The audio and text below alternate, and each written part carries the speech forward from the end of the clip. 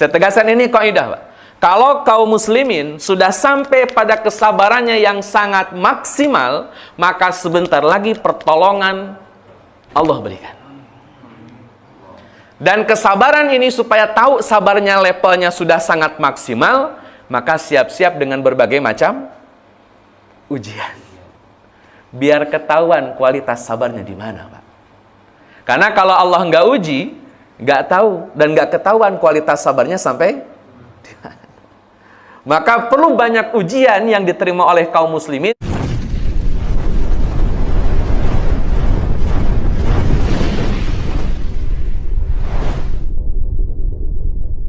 Assalamualaikum warahmatullahi wabarakatuh.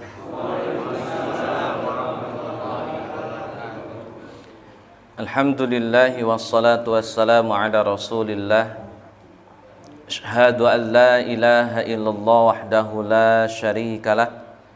Wa asyhadu anna Muhammadan abduhu wa rasuluh alladzi la nabiyya ba'dah amma ba'd. Alhamdulillah, dengan izin Allah Azza wa Jalla kembali bermuwajahah, bertatap muka. Mudah-mudahan Allah Azza wa Jalla anugerahkan barakah, rahmah dan maghfirahnya bagi kita semua. Salawat dan salam semoga dilimpah curahkan kepada Nabiullah Muhammad sallallahu alaihi wasallam beserta para keluarga, sahabat dan segenap umat yang senantiasa itba' kepadanya ila akhiril hayah nanti, mudah-mudahan termasuk kita di dalamnya. Hadirin ikhwati iman rahimakumullah, melanjutkan materi yang kemarin tentang keluarganya Nabi sallallahu alaihi wasallam. Jadi ini bagian penting dalam mengkaji sirah adalah semakin mengenal Nabi, berikut keluarganya, semakin mencintai Nabi, berikut keluarganya, sehingga kita punya hak, punya kesempatan untuk bisa membersamai Nabi sallallahu alaihi wasallam fil jannah nanti. Kama qala Rasulullah sallallahu alaihi wasallam ketika beliau ditanya oleh seorang sahabat. Kata sahabat, "Ya Rasulullah, mata sa'ah?" Wahai Rasul, kiamat itu kapan? Nabi sallallahu alaihi wasallam balik bertanya, kata Nabi, "Ente punya amalan apa?" Pakai nanya-nanya kiamat. Hadirin ikhwati iman rahimakumullah, jawaban sahabat, kata sahabat, "Saya punya amal cuman cinta Allah, cinta Rasul." Kira-kira gimana Rasul? Maka dijawab oleh Nabi sallallahu alaihi wasallam, "Anta ma'aman ahbabta." Itu riwayat Imam Muslim. Engkau akan bersama dengan orang yang engkau cintai. Dalam riwayat Imam Bukhari, "Al-mar'u ma'amay yuhib." Seseorang akan bersama dengan orang yang dia cintai. Jadi hadirin ikhwati man rahimakumullah, kenapa harus mengenal Nabi? Agar mencintainya. Kenapa harus mencintai Nabi? Kalau ingin membersamai di surga, ini salah satu caranya. Hadirin ikhwati man rahimakumullah, maka aspek penting dalam mengkaji sirah adalah menumbuhkan rasa cinta, dan itu kita jaga sampai akhir hayat menjemput kita nanti. Hadirin ikhwati man rahimakumullah, saya lanjutkan kemarin tentang Khadijah radhiyallahu anha. Sebelum Nabi Allah Muhammad sallallahu alaihi wasallam, nanti saya lanjutkan dengan Aisyah radhiyallahu anha atau dengan Saudah binti Jam'ah. Ana ingin masuk dulu di fase Isra dan Mi'rajnya dulu.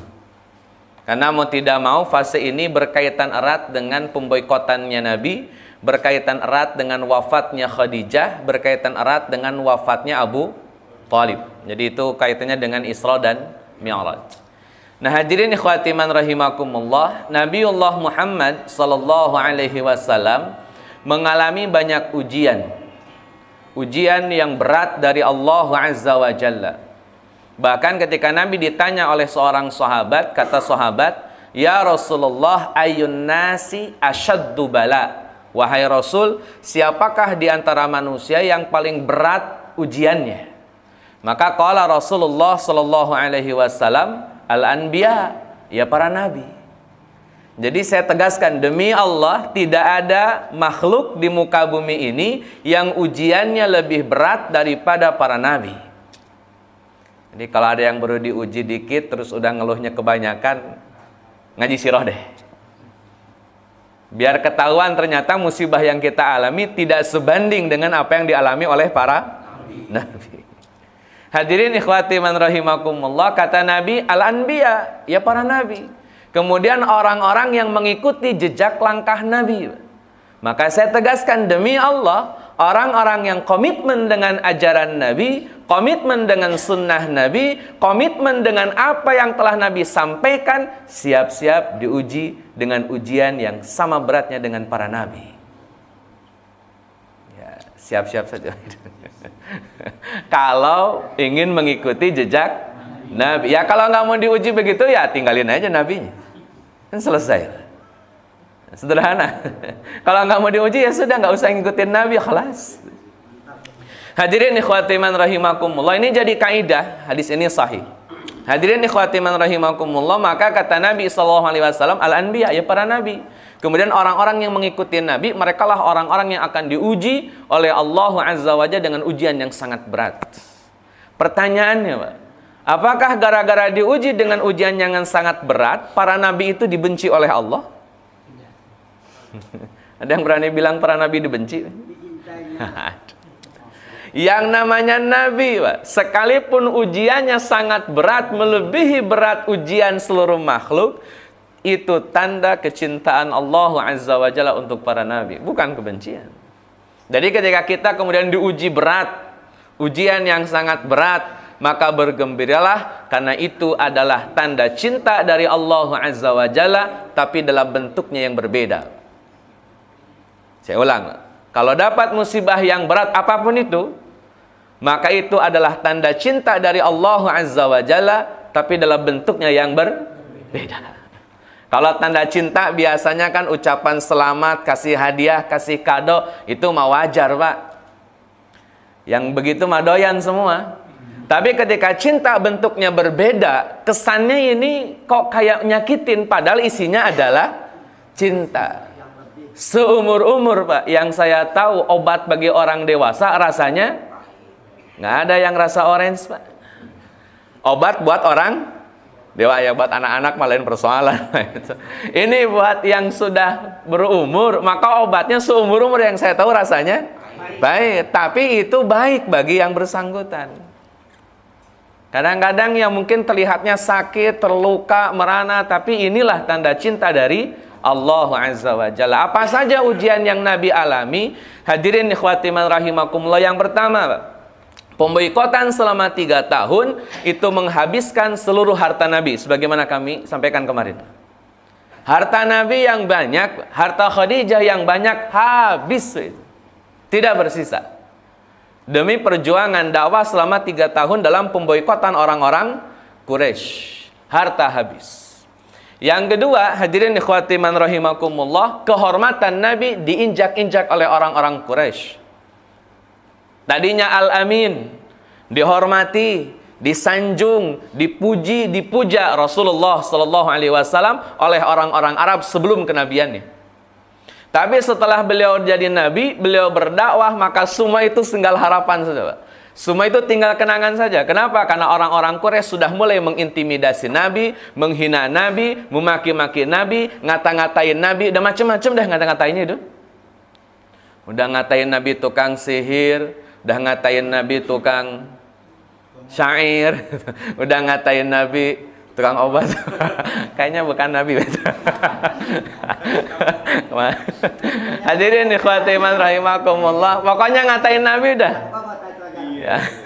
Bentuknya kayak gimana mah ngatain Nabi. Itu yang kedua. Jadi yang pertama, Nabiullah Muhammad kehabisan hartanya. Yang kedua, kehormatannya diinjak-injak. Yang ketiga, sang paman, orang yang membela Nabi, mendukung Nabi, mencintai Nabi, sekalipun beliau dalam banyak riwayat belum menjadi seorang muslim, tapi kecintaannya tidak bisa dibantah. Sang paman yang bernama Abu Thalib wafat, Pak. Dan kata Nabi SAW, demi Allah, aku tidak pernah merasakan kekejaman orang Quraisy yang sangat dahsyat kecuali setelah wafatnya Abu Thalib. Wafat Abu Thalib, orang Quraisy makin kejam. Kalau biasanya cuman lemparin kotoran onta, biasanya cuma ngata-ngatain Nabi, sekarang sudah mulai berani. Bahkan berani melukai fisiknya Nabi Sallallahu Alaihi Wasallam. Tidak sedikit di antara mereka yang menginginkan membunuh Nabi Sallallahu Alaihi Wasallam. Yang ketiga, sang paman meninggal. Yang keempat, yang lebih tragis, Nabi Sallallahu Alaihi Wasallam alami adalah sang istri tercinta, tempat curhat, tempat sharing, tempat ngobrol, tempat untuk mengobati rasa luka, rasa sedih, bermanja-manja. Sang istri pun wafat. Kalau di luar rumah dicaci, dimaki, dihina, bahkan diusir, pulang ke rumah tetap adem, Mbak. Kenapa? Ada Khadijah. Di luar habis-habisan dicela orang, habis-habisan dibenci orang, pulang ke rumah adem, ada Khadijah, ada anak-anak. Sekarang Khadijahnya nggak ada. Waduh, ini berat betul Pak, jadi duda Pak. Ada lagunya itu Pak. Hadirin ikhwati iman rahimakumullah, jadi Nabi Sallallahu Alaihi Wasallam sudah kehilangan harta, kehilangan kehormatan di mata masyarakat Quraisy, sang paman wafat sehingga kekejaman makin dahsyat, istri tercinta pun wafat. Akhirnya Bapak Ibu Allah muliakan, Nabi mencari peruntungan, dalam tanda petik peruntungan Pak. Beliau berangkat ke Taif dengan harapan orang-orang Taif bisa menerima dakwah Nabi. Kenapa Nabi pergi dari Mekah ke Taif? Mekah stuck. Mekah sudah tidak bisa lagi kondusif. Mekah sudah tidak lagi bisa bergerak, Pak. Stuck sudah. Maka Nabi berangkat ke Taif mencari peruntungan. Hadirin ikhwati man rahimakumullah, di Taif ketemu dengan anak-anaknya Amr bin Umair. 3 orang anak-anaknya, Pak. Dan mereka tokoh di kalangan orang-orang Taif. Singkat cerita, hadirin ikhwati man rahimakumullah, Nabi Allah Muhammad ngobrol dengan mereka, menawarkan Islam, menawarkan pertolongan untuk Islam dan seterusnya. Namun ternyata respon orang-orang Taif lain. Tidak ada satupun orang Taif yang mau menerima dakwah Nabi Sallallahu Alaihi Wasallam. Nggak ada. Bahkan nggak cukup di situ, anak-anaknya Amr bin Umair ini mengumpulkan masyarakat, kemudian anak-anak pun diterus sertakan, mereka dibekali batu, kata mereka, lempar Nabi, lempar Muhammad Sallallahu Alaihi Wasallam. Saat itu Nabi bersama sahabatnya sekaligus anak angkatnya yang bernama Zaid bin Harithah, 2 orang saja, dari Mekah menuju Taif. Di Taif alih-alih dapat dukungan, dapat pembelaan, dapat support dari orang-orang Taif, yang ada malah mendapatkan lemparan batu. Nabi lari dengan sangat cepat, beliau lari, tapi lemparan batu tetap mengenai tubuhnya Nabi Sallallahu Alaihi Wasallam. Kaki beliau berdarah, badannya pun tidak luput dari luka. Apalagi Zaid bin Harithah yang tepat selalu berada di belakang Nabi untuk menghalangi batu mengenai Nabi Sallallahu Alaihi Wasallam. Namun usaha Zaid bin Harithah tidak sebanding dengan lemparan batu. Usahanya sudah, tapi lemparan batu jauh lebih banyak. Tetap saja mengenai Nabi Sallallahu Alaihi Wasallam. Hanya berdua. Nah hadirin ikhwati man rahimakumullah, sampai beliau istirahat di sebuah kebun anggur. Ceritanya kan kebun anggur. Kebun anggur ini miliknya Utbah bin Rabi'ah dan Syaibah bin Rabi'ah. Ada yang kenal Utbah bin Rabi'ah? Terima kasih. Ada yang kenal? Sama, saya juga nggak kenal. Tahu doang. Utbah bin Rabi'ah adalah bapaknya Hindun, mertuanya Abu Sufyan, yang sering dikenal dengan nama Abul Wali. Nah itu Utbah bin Rabi'ah. Punya adik namanya Syaibah bin Rabi'ah. Mereka punya kebun di Taif, kebun anggur. Mereka punya hamba sahaya namanya Addas. Hamba sahaya namanya Addas. Hadirin ikhwati man rahimakumullah, Utbah bin Rabi'ah, Syaibah bin Rabi'ah ngeliatin Nabi, Pak. 2 orang lari-larian, terbirit-birit, dikejar-kejar batu, dilemparin batu, dikejar-kejar orang Taif, kakinya berdarah, badannya berdarah, dan kelihatan betul wajah Nabi begitu lelahnya menghindari lemparan batu orang-orang Taif. Utbah liatin, Pak. Beliau memang bukan muslim. Beliau bukan seorang muslim, bukan seorang yang sudah bersyahadat kepada Nabi, tapi beliau seorang manusia.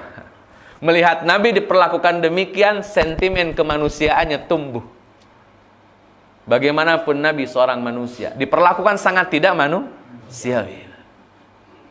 Dulu, Pak, setiap orang datang minta bantuan pasti diberi. Itu kaidah orang-orang Arab. Dulu, Nabi datang ke Taif minta perlindungan, pembelaan, gak ada yang mau nolong. Itu mereka telah keluar dari apa yang menjadi karakter mereka. Makanya Utbah ngeliatin, kasihan nih Muhammad. Hanya dipanggillah anak buahnya, hamba sahanya Adas, kata Utbah, Adas, tolong berikan anggur untuk Muhammad. Hadirin ikhwati man rahimakumullah, diberikanlah anggur kepada Nabiullah Muhammad sallallahu alaihi wasallam oleh Adas. Saya singkat dulu, Pak. Nabiullah Muhammad hartanya habis. Penghinaan, kehormatan Nabi diinjak-injak. Paman meninggal. Kekejaman makin dahsyat. Istri wafat. Pergi ke Taif mendapatkan mencari perlindungan. Tapi yang ada mendapatkan hinaan dan cacian serta lemparan batu. Hadirin ikhwati man rahimakumullah, di kebun itu sebelum Adas datang, di kebun itu Nabi mengangkat kedua tangannya kemudian berdoa. Kata Nabi Allah Muhammad sallallahu alaihi wasallam, "Ya Rabb, hamba memohon ampunan atas kelemahan hamba." Ini adab Nabi. Pada yang nyuruh ke Taif juga bagian dari izin Allah Azza wa Jalla. Tapi Nabi Allah Muhammad meminta maaf, "Ya Rabb, ampuni hamba atas kelemahan diri hamba." Kata Nabi Allah Muhammad, "Hendak engkau bawa kemana aku ini ya Rabb? Apakah harus ke Mekah, ke tempat yang memang mereka sejak awal membenciku, yang akan menguasai diriku, akan menimpakan sesuatu yang buruk kepadaku, atau aku kembali lagi ke Taif yang sudah jelas juga membenciku, bahkan memusuhiku? Mau dibawa kemana aku ya Rabb? Mekah atau Taif?" Kata Nabi SAW di akhir doanya, "Kemanapun engkau perintahkan aku pergi, aku siap ya Rabb, dan aku ridho, asalkan engkau pun ridho." Jadi guidance-nya nanti, yang penting Allahnya ridho. Mau ke Mekah, habis juga dipukulin oleh orang Mekah, balik lagi ke Taif juga sama, dilemparin sama orang Taif, maka tetesan darah Nabi sallallahu alaihi wasallam yang terjatuh, Nabi tetap ridho dengan keadaan itu selama Allah ridho dengan keadaan itu. Itu kata Nabi sallallahu alaihi wasallam, dengan peluh keringat darah yang masih netes dari badannya. Datang Adas. Nah hadirin ikhwati man rahimakumullah, saya perlu pertegas poin ini, Pak. Di saat kesabaran seorang Nabi telah sampai pada puncaknya, demi Allah pertolongan itu Allah berikan. Ini kaidah. Saya tegaskan, ini kaidah, Pak. Kalau kaum muslimin sudah sampai pada kesabarannya yang sangat maksimal, maka sebentar lagi pertolongan Allah berikan. Dan kesabaran ini supaya tahu sabarnya levelnya sudah sangat maksimal, maka siap-siap dengan berbagai macam ujian. Biar ketahuan kualitas sabarnya di mana, Pak. Karena kalau Allah nggak uji, nggak tahu dan nggak ketahuan kualitas sabarnya sampai di mana. Maka perlu banyak ujian yang diterima oleh kaum muslimin supaya ketahuan, Pak, level sabarnya di mana. Supaya ketahuan kualitas sabarnya di mana, maka ujiannya bertubi-tubi. Supaya apa? Pertolongannya semakin dekat. Makanya Allah Azza wa Jalla begitu kagum sama orang sabar sampai kata Allah, "Innallaha ma'as sabirin," itu bersama, bukan dekat, bersama. Beda, Pak, dekat sama bersama, Pak, ya. Kalau dekat ya dekat itu. Kalau bersama lebih dekat dari dekat apa lebih jauh dari dekat, Pak? Itu yang namanya bersama. Udah nggak ada jarak, Pak, kalau bersama itu. Udah nggak ada jarak bersama, Pak. Kalau takorrub itu kan mendekati Allah. Muqarabah, kurban, itu mendekati, itu masih ada jaraknya. Namanya mendekati kok, berarti jauh, didekati kan begitu. Tapi kalau ini bersama, innallaha ma'as sabirin, Allah bersama orang sabar, berarti sama-sama. Nah hadirin ikhwati man rahimakumullah, maka orang yang sudah bersama dengan Allah nggak Allah tolong, maka sabar menjadi syarat pertolongan. Dan ujian menjadi sebab kualitas sabar itu. Jadi kalau banyak ujian, ya harap maklum. Ini bagian dari cara Allah meningkatkan kualitas sabar. Dan inilah cara Allah supaya menyegerakan pertolongan. Ya caranya kayak gimana, Allahu a'lam. Kan bukan Nabi. Jadi nggak tahu. Yang jelas pasti ada pertolongan. Nah, Nabi pun demikian, Pak. Kita akan lihat setelah hilang harta, kehinaan didapati oleh Nabi, penghinaan dari orang Quraisy didapati oleh Nabi, paman wafat, istri wafat, di Thaif diusir, bahkan dilempari, duka Nabi, Pak. Itu sudah jatuh tertimpa tangga, kegencet batu tuh, Masya Allah. Tinggal pertolongannya kayak gimana. Ini pertolongannya, Pak. Hadirin ikhwati man rahimakumullah, Nabi sallallahu alaihi wasallam Allah berikan kabar gembira yang banyak. Kabar gembiranya banyak. Dan kabar gembira bagi Nabi bukan mendapatkan pertolongan fisik. Kabar gembira bagi Nabi bukan dikasih bantuan finansial. Kabar gembira bagi Nabi bukan dikasih bantuan personil. Tapi kebahagiaan bagi Nabi adalah ketika seseorang memeluk agama Islam, maka itu kebahagiaan terbesar seorang Nabi sallallahu alaihi wasallam. Adas datang, Pak, bawa anggur. Kata Adas, "Wahai fulan, ini anggur, silakan dinikmati dari bos saya." Nabi ambil anggurnya, bersyukur kepada Allah bahwa ini nikmat yang luar biasa. Kata Nabi, "Bismillah," terus dimakan. Ketika Nabi lagi makan anggur, Pak, dengan mengucapkan awalnya kalimat Bismillah, Adas nanya. Kata Adas, "Demi Allah, tidak ada di negeri ini yang kalau makan mengucapkan kalimat tadi. Nggak ada di sini, mah." Kata Nabi, "Ente siapa? Terus dari mana asal ente?" Kata Adas, "Saya Adas. Asal saya dari Ninawa." Ninawa itu daerah di Irak. Sekarang daerah Irak. Kata Adas, "Saya dari Ninawa. Saya tinggal di sini melayani tuan saya, Utbah bin Rabi'ah dan Syaibah bin Rabi'ah." Kata Nabi, "Oh Ninawa, di sana ada saudara saya, namanya Yunus bin Matta." Hadirin ikhwati man rahimakumullah, kata Adas, "Demi Allah, tidak ada orang yang kenal Yunus bin Matta kecuali orang Ninawa." "Kok antum bisa kenal Yunus bin Matta? Kok bisa?" Kata Nabi sallallahu alaihi wasallam, "Gimana enggak kenal? Dia kan saudara saya. Dia Nabi, saya juga Nabi. Dia Nabi, saya juga Nabi."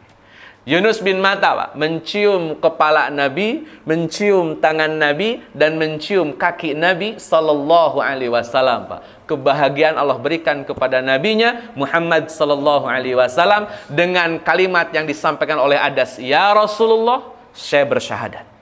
Asyhadu an la ilaha illallah wa asyhadu annaka Muhammadar Rasulullah." Orang Thaif nolak masuk Islam. Adas tidak diajak, dia masuk Islam.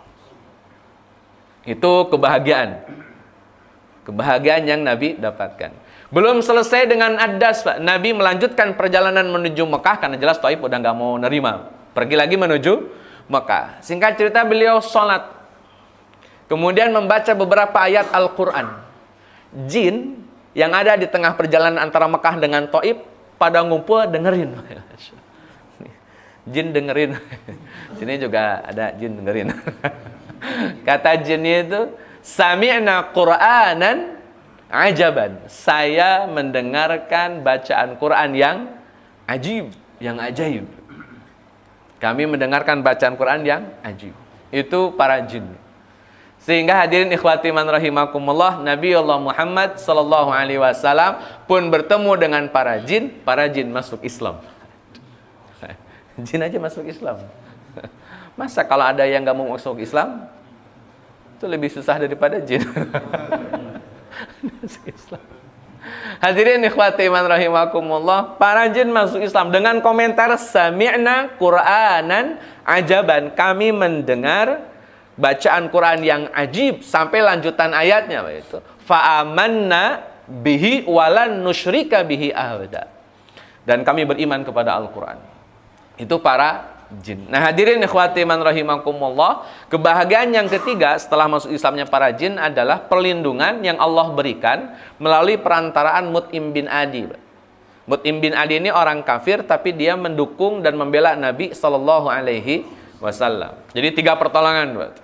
Dari mulai Adas masuk Islam, jin masuk Islam, sampai perlindungan dari Mut'im bin Adi. Puncaknya perlindungan dari Allah Azza wa Jalla, kabar gembira tepatnya dari Allah Azza wa Jalla dalam Isra dan Mi'raj. Saya nggak bahas Isra-nya, Pak. Saya bahas Mi'raj-nya. Hadirin ikhwati man rahimakumullah, saya tanya dulu. Kenapa Nabi bertemu dengan para nabi yang ada di langit-langit, ada di 7 langit? Kenapa hanya Nabi itu saja Pak yang ditemui? Kenapa enggak ketemu dengan Nabi yang lain gitu? Atau saya tanya dulu, langit pertama ketemu dengan siapa Pak Nabi Muhammad? Langit pertama. Nah, jangan-jangan masih lupa Pak ini. Langit pertama ketemu Nabi siapa? Langit pertama nih. Nabi Adam alaihi salam. Langit kedua Nabi Yahya, Nabi Isa, 2 orang Pak langit kedua.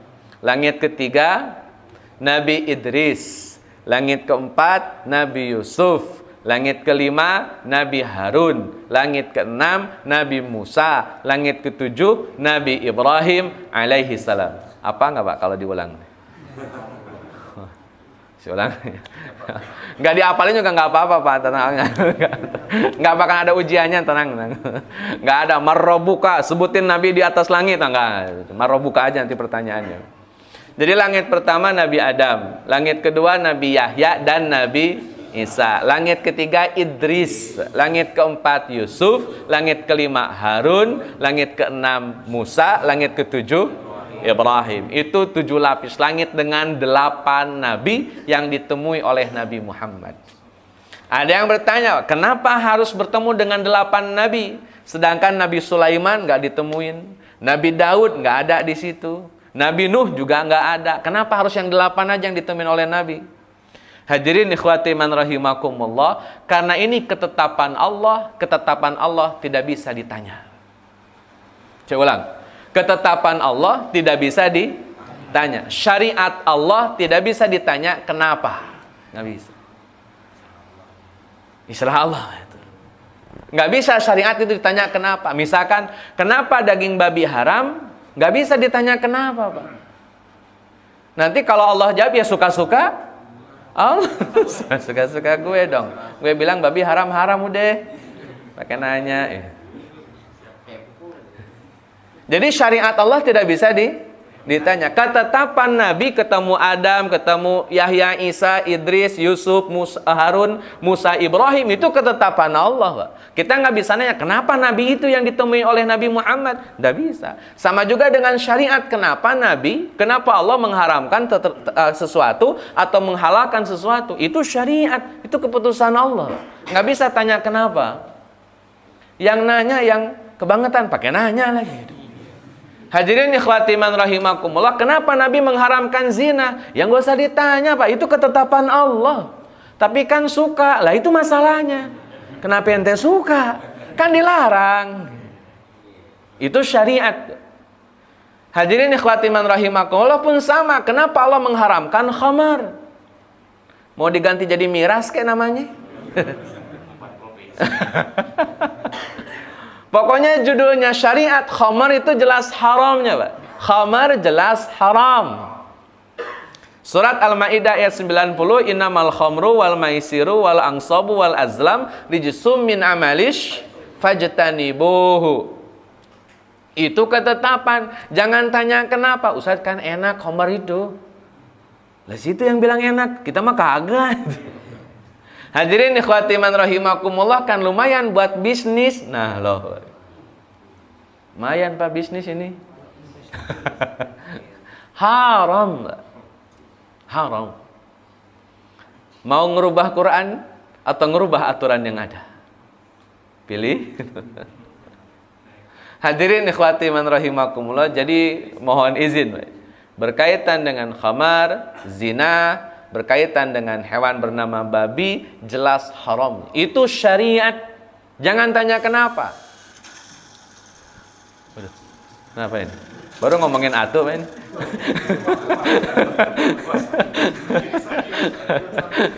Kenapa? Hadirin ikhwati man rahimakumullah, jadi itu syariat. Sama juga kenapa Nabi ketemunya sama Nabi yang 8, itu ketetapan Allah.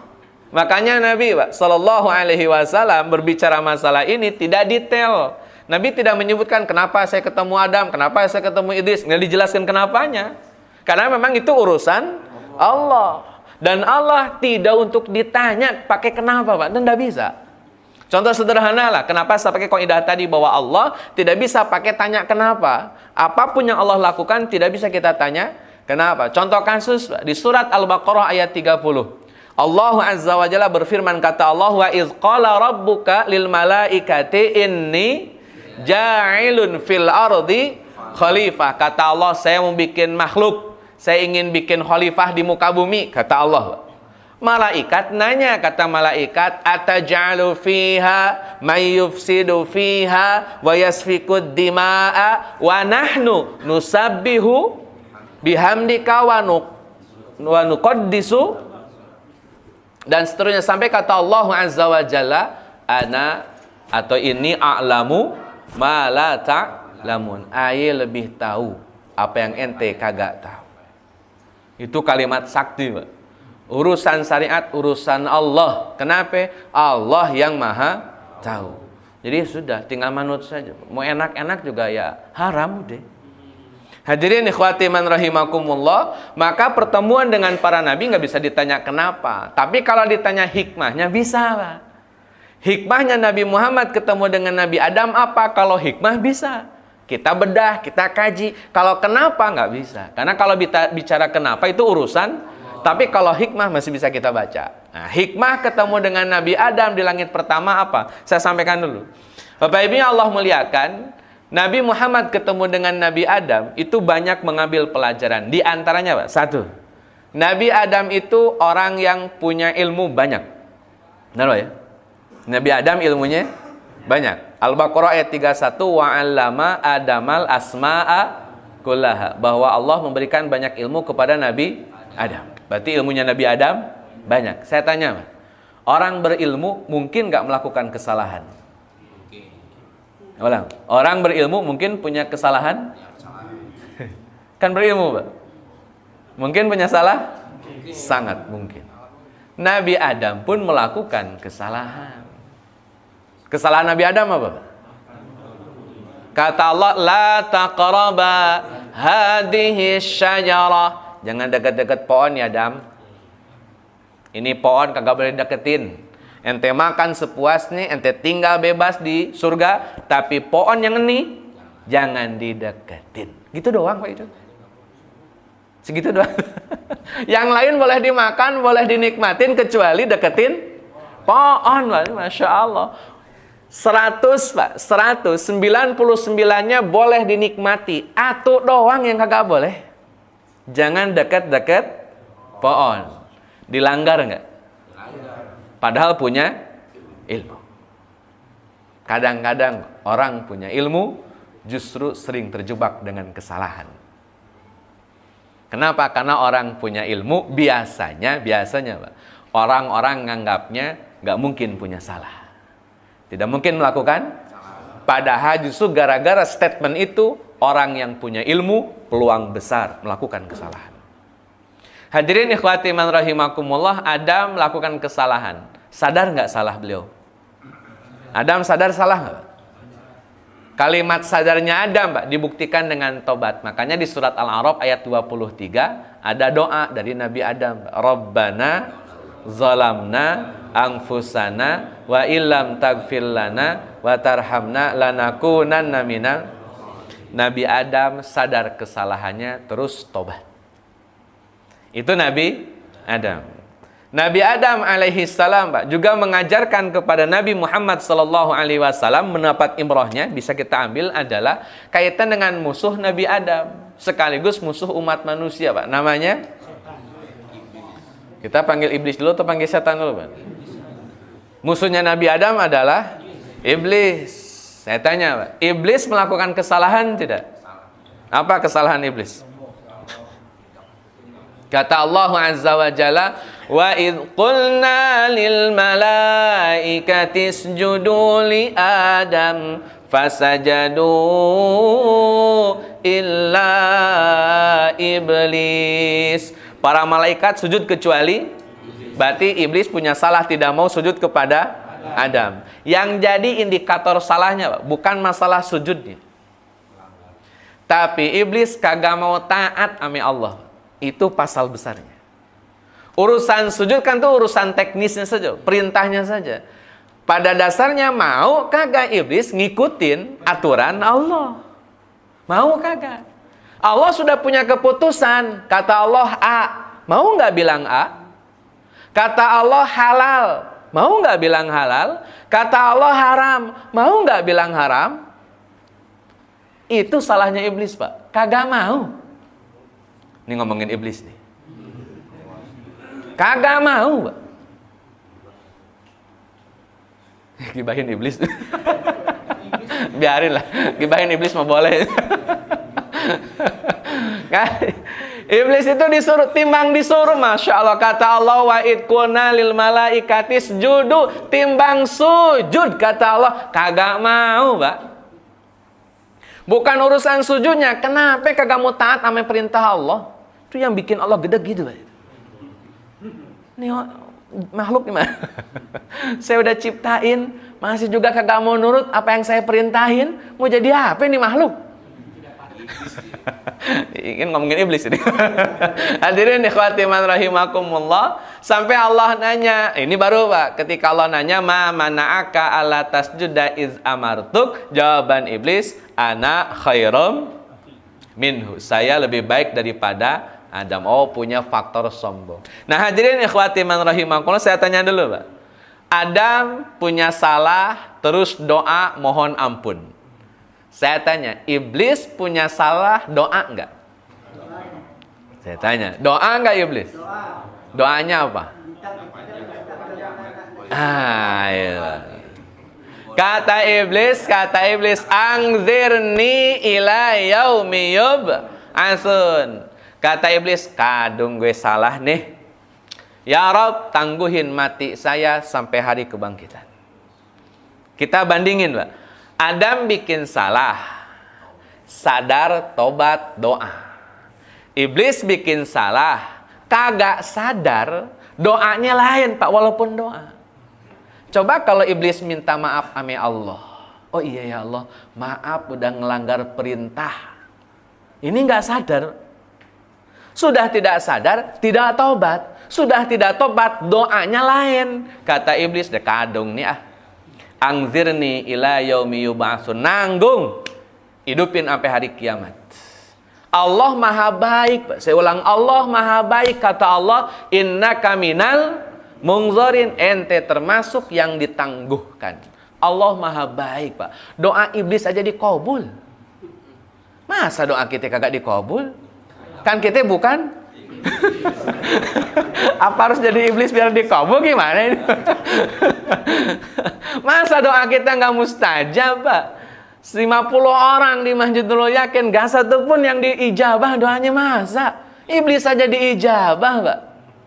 Kata iblis, angzirni ila yaumi yub'atsun, tangguhkan mati saya ya Rabb sampai hari kiamat. Kata Allah, qabul, selesai itu. Hadirin ikhwati man rahimakumullah, padahal kalau iblis sadar saja.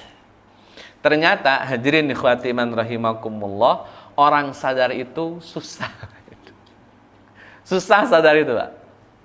Makanya kalimat Quran di Ali Imran ayat 134, 135 ya. 135 maaf. Wa idza fa'alu fahishatan aw zalamu anfusahum zakarullah. Kalau orang melakukan fahisyah atau melakukan kezaliman, maka dia harus langsung zakarullah, sadar. Harus sadar kalau ini adalah kesalahan. Jadi mohon maaf kalau yang bikin salah nggak sadar-sadar, kita mau doain apa Pak ini? Doain biar sadar. Doain biar sadar. Insyaallah. Insyaallah doanya diijabah. Wah. Iblis saja diijabah, doanya masa kita kagak, mana sih? Allah maha baik kok, tenang aja. Hadirin ikhwati man rahimakumullah, itu kaidah, Pak. Jadi Nabi Adam ketemu dengan Nabi Muhammad banyak hikmahnya. Selain memahamkan bahwa ilmu setinggi apapun pasti punya keseleo salahnya. Dan musuh abadi umat manusia diciptakan oleh Allah Azza wa Jalla yang kita kenal dengan nama iblis. Saya bedakan dulu dengan setan, Pak. Iblis dengan setan bedanya apa? Apa bedanya, Pak? Iblis sama setan. Bismillah. Bedanya apa, Pak?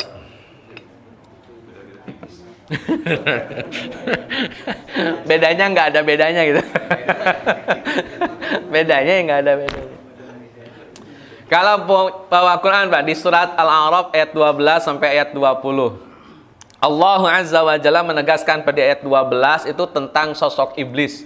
Ketika tadi Allah nanya, "Ma mana'aka alla tasjuda id amartu?" Kenapa ente kagak mau sujud waktu ane perintahin? Itu Al-A'raf ayat 12. Ayat 13 masih ngomongin iblis. Ayat 14 masih ngomongin iblis. Ayat 15 masih ngomongin iblis. Ayat 16, 17, 18 masih ngomongin iblis. Ayat 19 memerintahkan Adam supaya tinggal di surga. Uskun anta wa zaujukal jannah. Sampai di ayat berikutnya kata Allah Azza wa Jalla, fawaswasa lahumas syaitanu. Itu ayat berapa, San? 20-nya. Fawaswasa lahumas syaitanu.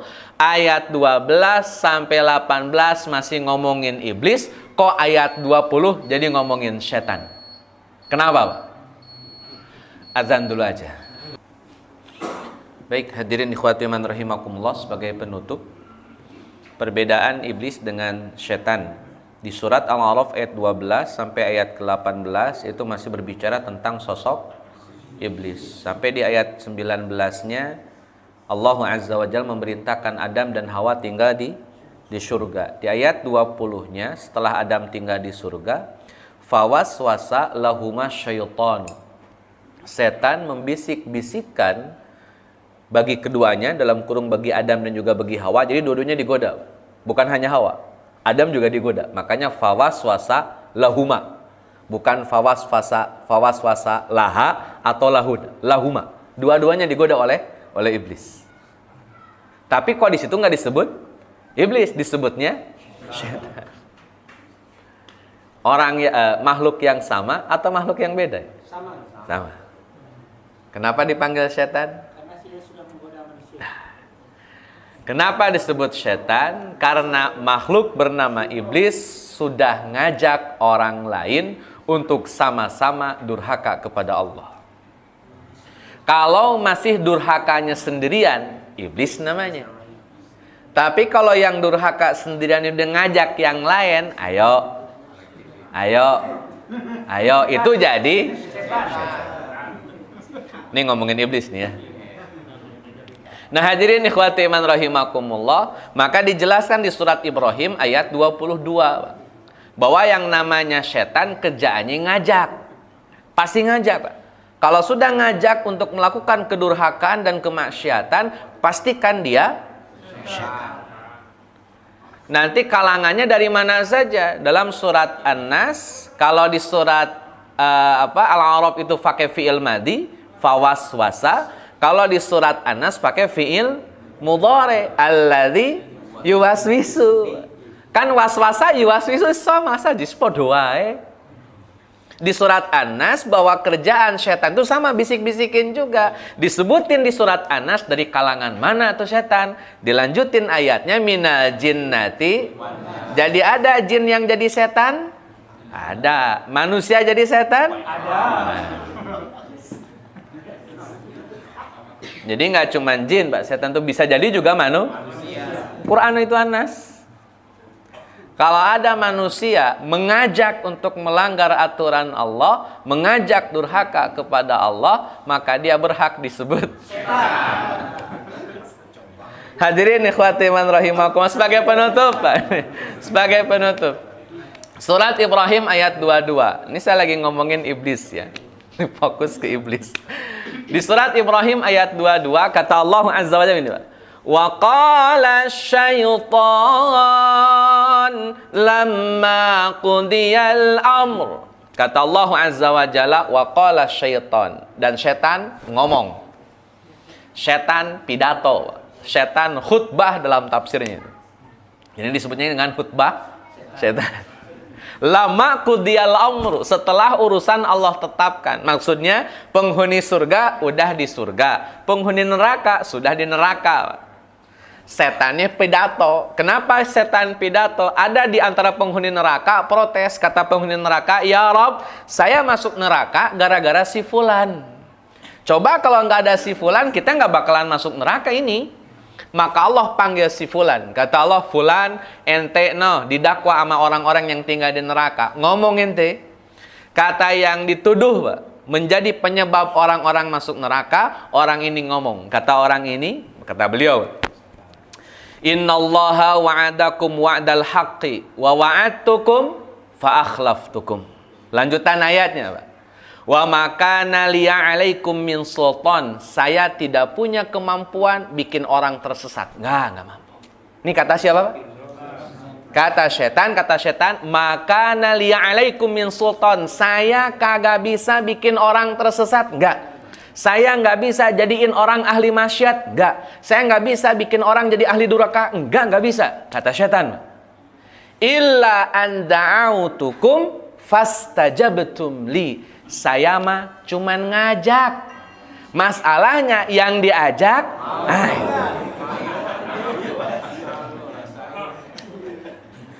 yang ngajak salah, karena sudah mengajak kepada amalan yang durhaka. Yang diajak mau, salah juga. Lah suruh siapa yang mau? Kan bisa nolak. Udah sering diajak, sering mau, tadinya cuman mau, jadi demen. Udah demen, udah susah, Pak. Kata setan, dia mah kagak usah digoda. Kenapa? Member. Repot, Pak, ini. Kagak lagi digoda setan, Pak. Udah jadi member gimana? Kata setan, waduh, ini banyak banget member. Hadirin ikhwati man rahimakumullah, lanjutan ayatnya bikin nyesek, Pak. Kata Al-Quran, kata setan, masih dilanjutin kata setan, lanjutan ayatnya bikin kita nyesek. Bikin penghuni neraka nyesek maksudnya. Kata setan, "Fala talumuni." Jangan salahin saya dong. Kan saya tadi cuma ngajak. Kok saya disalahin? Walumu anfusakum. Salahin diri ente sendiri. Suruh siapa yang nerima? Suruh siapa yang nerima? Suruh siapa yang ngikut? Salah ente. Maka beruntunglah orang-orang yang nolak ketika melihat kemunkaran. Karena dia sedang menolak ajakan setan. Assalamualaikum warahmatullahi wabarakatuh.